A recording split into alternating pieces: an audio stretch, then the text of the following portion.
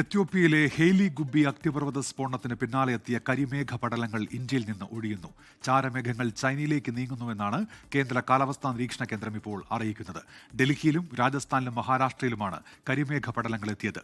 12,000 വർഷം നിർജീവാവസ്ഥയിലിരുന്ന ശേഷമാണ് എത്യോപ്യയിലെ ഹെയ്ലി ഗുബി അഗ്നിപർവ്വതം കഴിഞ്ഞ ദിവസം പൊട്ടിത്തെറിച്ചത്.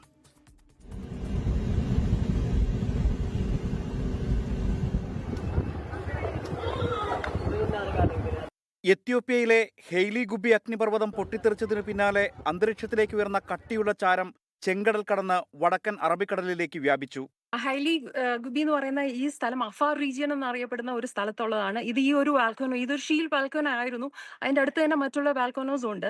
അഫാർ റീജിയൻ വാൽക്കോനോസ് ഉള്ള ഒരു ഷീൽ വാൽക്കോനോസ് ഉള്ള ഒരു സ്ഥലമായതുകൊണ്ട് തന്നെ അവിടെ അധികം ആളുകൾ താമസിച്ചില്ലാത്തതുകൊണ്ട് തന്നെ അവിടെ വലിയ അപകടങ്ങളൊന്നും സംഭവിച്ചതായിട്ട് അറിവില്ല. ചാരമേഘത്തിന്റെ കട്ടിയുള്ള ഭാഗങ്ങൾ രാജസ്ഥാനിലൂടെ ഇന്ത്യയിലെത്തി. ഡൽഹി, ഹരിയാന, പഞ്ചാബ്, UP എന്നിവിടങ്ങളിൽ പടർന്നു.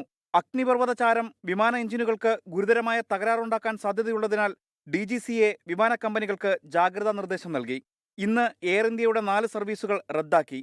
കഴിഞ്ഞ ദിവസം കൊച്ചിയിലേക്കടക്കമുള്ള സർവീസുകൾ മുടങ്ങിയിരുന്നു. മേഘങ്ങൾ ചൈനയിലേക്ക് നീങ്ങുന്നതായും വൈകിട്ട് 7:30 ചാരമേഘങ്ങൾ ഇന്ത്യയിൽ നിന്നും ഒഴിയുമെന്നും കേന്ദ്ര കാലാവസ്ഥാ നിരീക്ഷണ കേന്ദ്രം അറിയിച്ചു. ചാരമേഘങ്ങൾ 2500 അടിക്ക് മുകളിലായതിനാൽ ഡൽഹിയിലും സമീപ പ്രദേശങ്ങളിലും വായു ഗുണനിലവാരത്തെ ബാധിക്കില്ലെന്നാണ് വിലയിരുത്തൽ. കെനിയയിൽ നിന്ന് ഷെറി യോഹനാനൊപ്പം ബൽറാം നെടുങ്ങാടി, 24 ഡൽഹി.